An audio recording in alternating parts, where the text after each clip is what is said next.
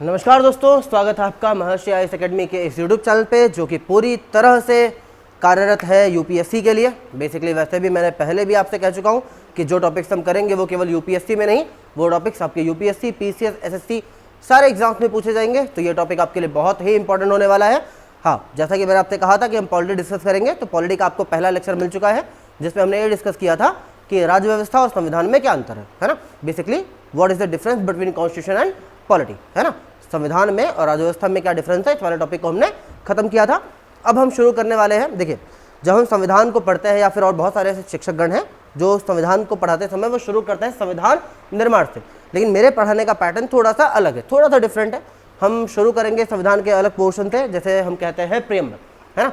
संविधान के प्रेम्बल वाले पोर्शन से हम शुरू करेंगे, संविधान का पूरा पोर्शन खत्म करेंगे। उसके बाद अपनी फैक्चुअल इन्फॉर्मेशन वहाँ पर हम जाएंगे जहाँ पे हम डिस्कस करते हैं कि बेसिकली क्या नाम है, संविधान बनाने की जो पूरी प्रक्रिया है। इसमें क्या है कि जब वो प्रक्रिया को समझेंगे तो उसको समझाते समय मैं आपको बहुत कुछ बताऊंगा कि हाँ, ये चीज़ यहाँ से ऐड हुई, ये चीज़ यहाँ से ऐड हुई, ये टॉपिक यहाँ से आया, तो आपको पता होना चाहिए ना, आपको आइडिया हो जाएगा अच्छा वो टॉपिक हमने वहाँ पढ़ा था, वो इस जगह से लिया गया है ऐसी कंडीशंस में, है ना। ये आपके लिए थोड़ा हेल्पफुल हो जाएगा, इसीलिए हम शुरू कर रहे हैं पहले प्रेम्बल वाले टॉपिक से। सो लेट्स स्टार्ट, शुरू कर रहे हैं, ठीक है। We are going to start. ये रहा आपका सब्जेक्ट, मतलब टॉपिक प्रेम्बल।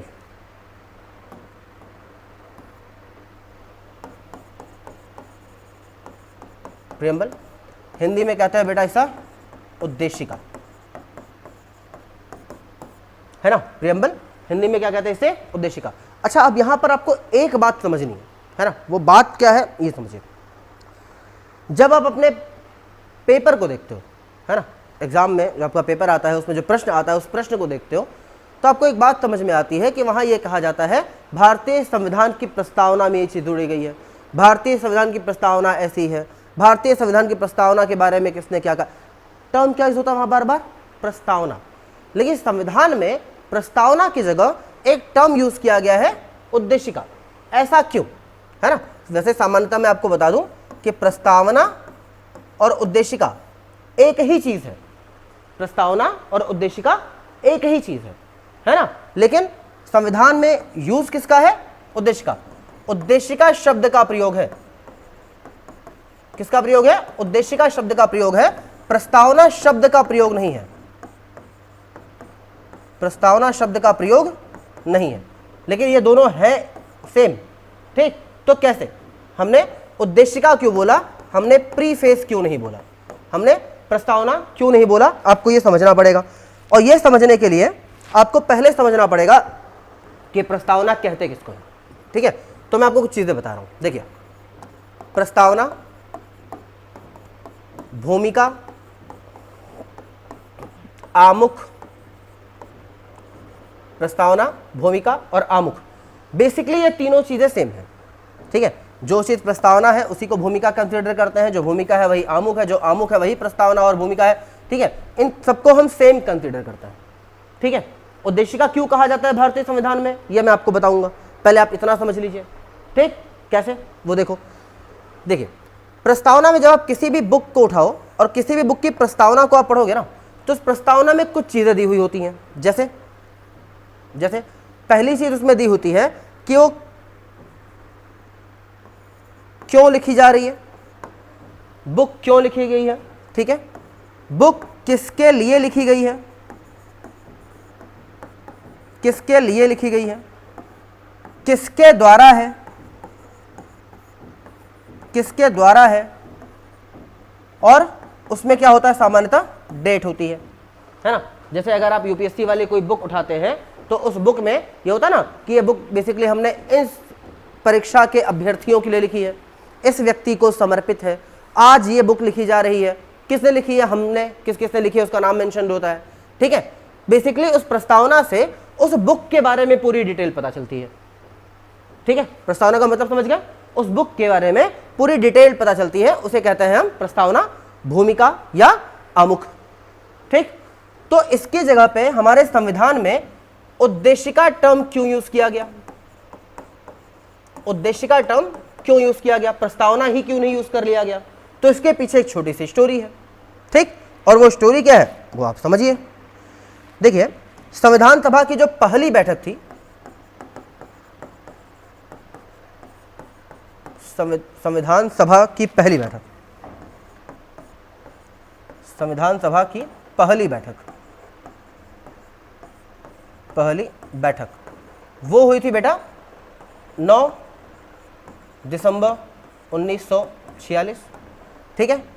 जब सेकंड सिटिंग की बात करते हैं, दूसरी कब हुई थी? वो हुई थी 11 दिसंबर 1946। फिर तीसरी बैठक होती है, थर्ड सिटिंग, ठीक है, ये होती है 13 दिसंबर 1946। ठीक। तो जो ये तीसरी बैठक हुई संविधान सभा की, देखिए आप इसको ना याद करके रखिएगा, ये आपके बहुत काम की चीज है। डायरेक्टली ये पूछता है कि भैया बैठक कब हुई थी, इसके बारे में पूछा जाता है, तो ये आपको पता होना चाहिए। ठीक है। तो संविधान सभा की जो तीसरी बैठक हुई वो हुई 13 दिसंबर 1946 को। ठीक। इसी 13 दिसंबर 1946 को जवाहरलाल नेहरू द्वारा बेटी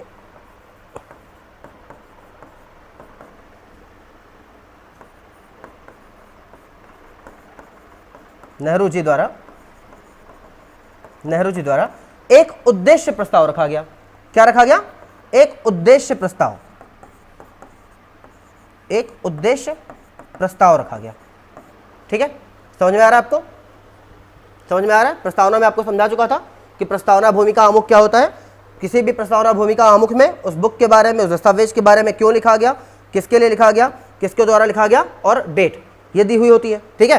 तो प्रस्तावना लिखना चाहिए था संविधान में, लेकिन प्रस्तावना नहीं है, उद्देशिका है। उद्देशिका क्यों है उसी पर हम बात कर रहे हैं। ठीक है। तो उद्देशिका क्या? संविधान सभा की पहली बैठक कब हुई? 9 दिसंबर, ये पूछ सकता था, बता दिया। संविधान सभा की दूसरी बैठक 11 दिसंबर 1946, ये पूछ सकता था, ये बता दिया। संविधान सभा की तीसरी सिटिंग कब हुई? 13 दिसंबर 1946। और इसी सिटिंग में जवाहरलाल नेहरू जी द्वारा एक प्रस्ताव रखा गया, उद्देश्य प्रस्ताव, इंग्लिश में इसे कहते हैं ऑब्जेक्टिव रेजोल्यूशन। क्या बोलते हैं? Objective resolution. इस उद्देश्य प्रस्ताव में क्या था? तो बेटा जब इस उद्देश्य प्रस्ताव को रखा गया तो इस उद्देश्य प्रस्ताव में था कि हमारा संविधान कैसा होगा। ठीक है। संविधान किसके लिए लिखा जा रहा है, कौन इसे अपना रहा है, मतलब कौन इसे लिख रहा है, आगे डेट क्या होगी, है ना। जब प्रेमबल में आपको दिखाऊंगा तो उसमें लिखा होगा कि डेट क्या होगी। तो एक बात बताइए, यही सेम चीजें किसी बुक की प्रस्तावना में भी तो होती थी। थोड़ा मिनिमाइज कर ले रहा हूं। यही सेम चीजें किसी बुक की प्रस्तावना में भी थी। क्या क्या? कि कब लिखा गया, किसके द्वारा, कैसा और कौन। क्लियर है? इसी उद्देश्य प्रस्ताव को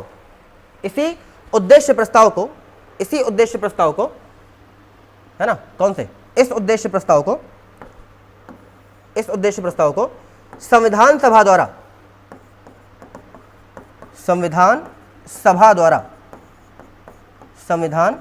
द्वारा 22 जनवरी 1947 को स्वीकार कर लिया गया। क्या कर लिया गया? स्वीकार कर लिया गया। ठीक है। और इसे संविधान में एज प्रस्तावना, ठीक है, एज प्रीफेस जोड़ा गया। समझ गए?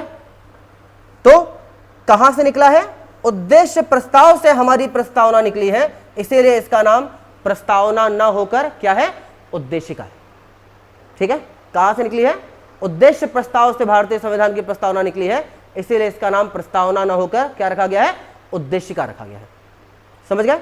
अब यहां पे इस 4 लाइन से प्रश्न क्या क्या पूछा जा सकता है वो क्लियर कर दूं।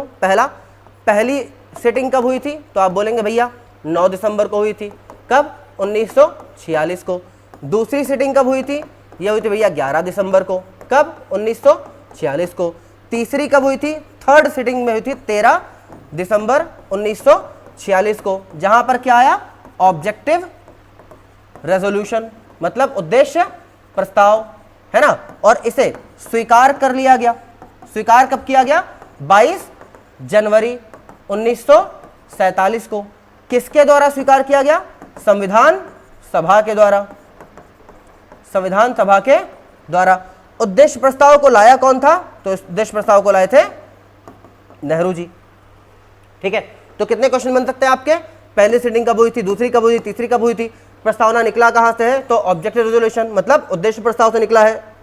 अगला, उद्देश्य प्रस्ताव के आने और उसको स्वीकार करने के बीच में जो डेज का गैप है वो कितना है? तो 39 डेज, कैलकुलेट कर लीजिए, 39 दिन का गैप है। ये एक प्रश्न कुछ आपसे नॉर्मल छोटे प्रश्न अगर पूछे जाने की बात करें तो ये आपको कुछ इंफॉर्मेशन यहां पर मिल गई। ठीक है, तो हमारी संविधान में प्रस्तावना शब्द ना लिखकर उद्देशिका शब्द लिखा गया है, और उद्देशिका क्यों लिखा गया है ये आप तब तक समझ चुके होंगे, है ना? क्यों लिखा गया? क्योंकि उद्देश्य प्रस्ताव से ही ये निकला हुआ है। ठीक है, और उद्देश्य प्रस्ताव में वही सारी चीजें थी जो कि किसी प्रस्तावना में होती है। तो जब उद्देश्य प्रस्ताव को स्वीकार कर लिया गया तो उसी को हमने अपने संविधान की उद्देशिका या प्रस्तावना बना लिया। ठीक है, चलो अब हम बात करते हैं कि हमारी प्रस्तावना में है क्या क्या। ठीक है, हमारी प्रस्तावना में है क्या क्या। तो बहुत रैपिड फायर, थोड़ा हम तेज देखेंगे, दो छोटी छोटी वीडियो इस पर मैं आपके लिए दूंगा। पहली चीज हमारी प्रस्तावना में यह दिया गया है भैया कि जो हमारे लिए शक्ति का स्रोत होने वाला है ना, क्या?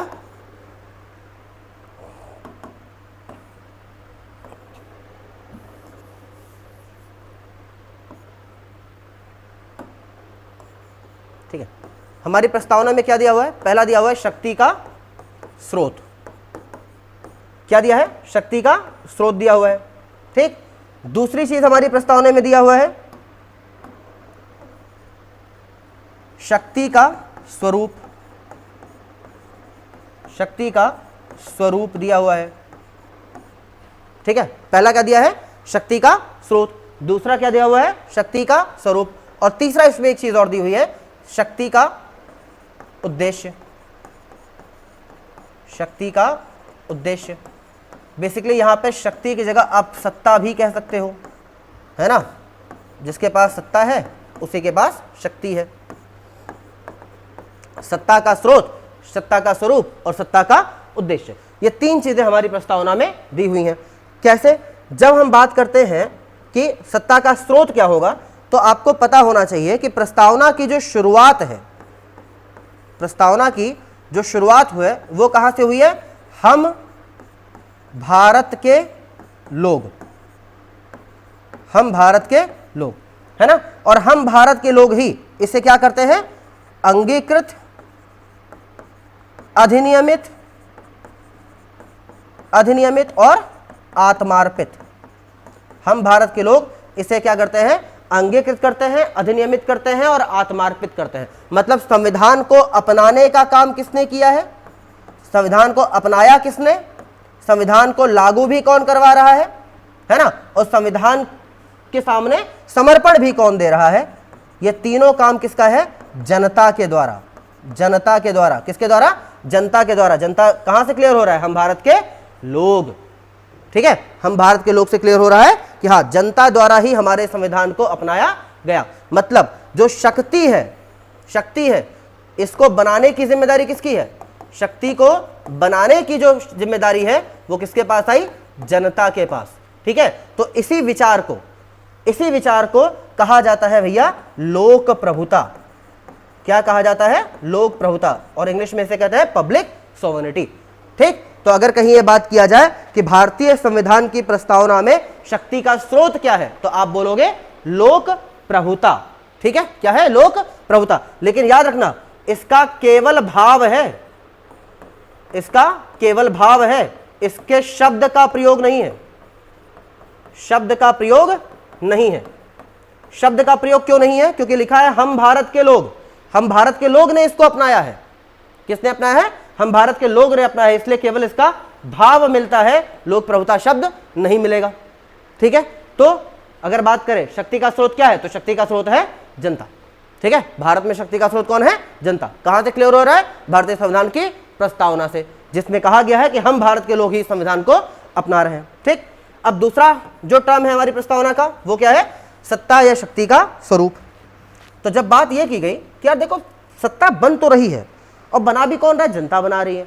लेकिन जब ये सत्ता बन रही है, जनता इसे बना रही है, तो इसे का जो नेचर होने वाला है, ये जो सत्ता होने वाली, जो शक्ति होने वाली है, ये शक्ति कैसी होने वाली है ना? इस पर बात की जाएगी।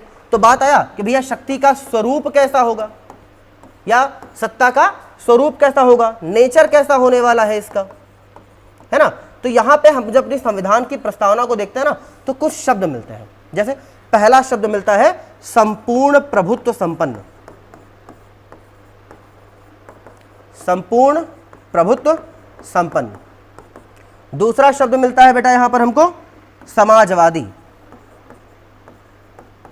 समाजवादी। याद रखना ये वाला टर्म बाद में जोड़ा गया है, कैसे बताऊंगा मैं। तीसरा हमको मिलता है पंथ निरपेक्ष, क्या मिलता है, पंथ निरपेक्ष। चौथा हमको जो शब्द मिलता है वो है लोकतंत्र, लोकतंत्र। और जो पांचवा शब्द हमको मिलता है वो है गणराज्य। ठीक है, तो जो हमारा देश बनने वाला है, हमारा देश इन 5 बातों पर ध्यान देकर बनाया जाएगा। हमारा देश इन 5 बातों पर ध्यान देकर बनाया जाएगा। 5 बातों पर कैसे ध्यान देकर बनाया जाएगा, इस बात को भी समझ लो, इस बात को भी समझो। संपूर्ण प्रभुत्व संपन्न का मतलब होता है ऐसा देश जो अपने आंतरिक एवं अपने आंतरिक एवं बाह्य निर्णय, आंतरिक एवं बाह्य निर्णय स्वतंत्र रूप से ले। कैसे ले, स्वतंत्र रूप से ले। आंतरिक निर्णय का मतलब देश की आर्थिक स्थिति, देश की सामाजिक स्थिति, देश की राजनीतिक स्थिति, इन तीनों मामलों में वो स्वयं फैसला ले। कोई दूसरा देश उसे नहीं बताएगा कि उसे अपने सामाजिक फैसलों में क्या करना है, उसे अपने आर्थिक चीज़ों में कैसे करना है, उसे अपने राजनीतिक चीज़ों में क्या बदलाव करने हैं, कैसा करना है, कोई दूसरा उसे नहीं बता सकता। वो अपने स्वयं निर्णय लेगा। ठीक, और वही बात आती है वाह्य की। तो वाह्य का मतलब होता है कि उसकी विदेश नीति, क्या, विदेश नीति। विदेश नीति का मतलब है कि हमारा किसी देश के साथ कैसा संबंध होने वाला है, ये कोई तीसरा देश हमें नहीं आके बताएगा। ठीक, मान लीजिए कि हमारा अभी पाकिस्तान के साथ या किसी अन्य देश के साथ कोई वॉर शुरू हो जाए, है ना, या पाकिस्तान का किसी और देश के साथ शुरू, रशिया यूक्रेन आपने सुना होगा, ठीक है, उसमें कोई हमें ये कहे कि नहीं आप रशिया के साथ संबंध तोड़ दो, यूक्रेन का साथ दो, अब यूक्रेन के साथ संबंध तोड़ दो, रशिया का साथ नहीं, ये हमारा मैटर है, हम फ्री हैं। आप हमें प्रेशराइज कर नहीं बता सकते कि हमें किसका साथ देना चाहिए और किसका नहीं। यहां तक की बात क्लियर। तो इसे बोलते हैं संपूर्ण प्रभुत्व संपन्न। मतलब हमारा जो देश होगा वो बेटा संपूर्ण प्रभुत्व संपन्न होगा, हमें कोई बता नहीं सकता। ठीक है, हम अपने निर्णय स्वयं ले लेंगे। अब यहां पर बात आई कि ठीक है संपूर्ण संपन्न, अब बात आई समाजवादी। ठीक है, तो समाजवादी को बेटा अगर टर्म को समझे ना, तो समाजवादी बहुत बड़ा टर्म है, बहुत बड़ा, मतलब इसके आपको बहुत सारी चीजें समझनी होंगी, लेकिन आप एक टर्म में मैं ऐसे क्लियर करते हुए चल रहा हूं। समाजवादी, समाजवादी का मतलब समझिए कि जितने उत्पादन के साधन होंगे, उत्पादन के साधन होंगे उसे अवसर की समानता के साथ, अवसर की समानता के साथ सामाजिक रूप से बांट दिया जाएगा, सामाजिक रूप से बांट दिया जाएगा। ठीक है, बेसिकली इसे अगर समझने के लिए मैं एक लाइन में बोलूं तो हमारे सुप्रीम कोर्ट का यह वर्डिक्ट है कि समाजवादी का मतलब है असमानता को कम करना, असमानता को कम करना। देखिए इस पर समाजवादी टर्म पे ना बहुत बात हो सकती है, इस पे इसको समझाने के लिए मुझे सच कहूं तो कम से कम 1 घंटे के आसपास चाहिए, तब मैं आपको बहुत डिक्लेयर करके बता सकता हूं, मैं बहुत एकदम क्लियर करके कि समाजवादी एक्चुअल में कैसा है भारत में। ठीक है, लेकिन अभी मैंने आपको पहले बोला कि हम प्री फोकस्ड है ना, या फिर दूसरे जो एग्जाम थे जहां पे 1 लाइन एक लाइन में पूछ दिया जाता है कि भारत में समाजवादी शब्द का आशय किस बात से है। ठीक है, तो एक चीज वहां पे ये भी लिखी हो सकती है समानता लाना, ये भी लिखा हो सकता है। तो यहां पे आप ध्यान देना, अगर समानता लाना लिखा हुआ है और ये लिखा है कि असमानता को कम करना, तो आप बोलेंगे कि भैया भारत में समाजवादी का अर्थ है असमानता को कम करना। ठीक है, आगे अगला स्वरूप क्या बोला हुआ है, पंथ निरपेक्ष। पंथ निरपेक्ष, तो आपको मैं बता दूं आपके पेपर में ना पंथ निरपेक्ष के साथ साथ एक शब्द और उखड़ कर आ सकता है, मतलब लिख कर आ सकता है, जिसे कहा जाता है धर्म निरपेक्ष। क्या कहा जाता है, धर्म निरपेक्ष। ठीक है, तो चाहे पंथ निरपेक्ष है या धर्म निरपेक्ष है, आप दोनों को एक ही कंसीडर करना। लेकिन अगर कहीं दोनों लिखकर आ जाए और बोल दे कौन सा शब्द लिखा हुआ है, तब जानते आप क्या बोलेंगे, तब आप बोलना कि पंथ निरपेक्ष लिखा हुआ है, धर्म निरपेक्ष नहीं। ठीक है, ऐसा क्यों, जब हम बड़ी क्लासेस करेंगे 1-1 घंटे की, यहां पे मैं एक एक टॉपिक को डिस्क्राइब करके बताऊंगा, तब आपके काम आएगा। ठीक है, अभी हमें प्री ओरिएंटेड बात रखनी है, तो उसी के हिसाब से हम बात कर रहे हैं। ठीक है, इसका अर्थ होता है कि राज्य का अपना कोई धर्म नहीं होगा, अपना कोई धर्म नहीं होगा, राज्य का अपना कोई धर्म नहीं होगा। अब याद रखना, इसके ना दो स्वरूप होते हैं बेटा, थोड़ा सा मैं एक्स्ट्रा बता दे रहा हूं, क्योंकि हो सकता है यहां पे पूछ ले कि भारत में धर्मनिरपेक्षता, पंथ निरपेक्षता का तरीका कौन सा है, तो इसलिए मैं बता दे रहा हूं। इसके दो स्वरूप होते हैं, एक होता है नकारात्मक और एक होता है सकारात्मक। ठीक है, नकारात्मक का मतलब है कि राज्य धर्म को मानेगा ही नहीं, राज्य धर्म को मानेगा ही नहीं, मानेगा ही नहीं। वहीं सकारात्मक का मतलब होता है कि यदि एक को माना, यदि एक को माना तो सबको मानेगा, यदि एक को माना तो सबको मानेगा। ठीक है, ये कैसे समझ लो, मान लीजिए कि यहां किसी एक रीजन के पास 10 रुपए हैं और दूसरे के पास नहीं है, राज्य को मतलब सरकार को उससे कोई मतलब नहीं है, वो किसी को 1 रुपया नहीं देगी, ना धर्म ए को देगी, ना बी को देगी, ना सी को, ना डी को, किसी को 1 रुपया नहीं देगी, उसके लिए धर्म मतलब कुछ नहीं है। ठीक है, लेकिन यहां सकारात्मक का मतलब क्या है कि मान लो 4 धर्म है, ए बी सी और डी, और इसको राज्य ने अपने पास से 10 रुपए दिए किसी मैटर में, ठीक है, तो वो सबको 10 रुपए दे देगा। कितना दे देगा? 10 रुपए सबको दे देगा। ठीक है, मान लो कि इसके पास पहले से 10 रुपए थे, है ना, और राज्य ने किसी एक कारणवश इनको 20 रुपए और दे दिए, तो इसके पास कितना हो गया? 30। ठीक है, तो ये सबको फिर 20-20 दे देगा, सबको 20 दे, क्योंकि सबके पास क्या हो जाए? सबके पास थी, तभी तो यहां भी 10-10 था, सब समान थे, यहां भी 10-10 था, सब समान थे। क्या राज्य किसी एक का हुआ? नहीं। तो यहां पर सकारात्मक का मतलब है निष्पक्ष होने से, और यहां का मतलब है तटस्थ होने से। इसको यह भी कह सकते हैं कि इसका मतलब है तटस्थ होना। क्या है? तटस्थ होना। और इसका मतलब क्या है? निष्पक्ष होना। ठीक है, तो कभी पूछ ले कि भारत में धर्मनिरपेक्षता या पंथ निरपेक्षता, इसका आशय कैसा है, तो बोलना सकारात्मक।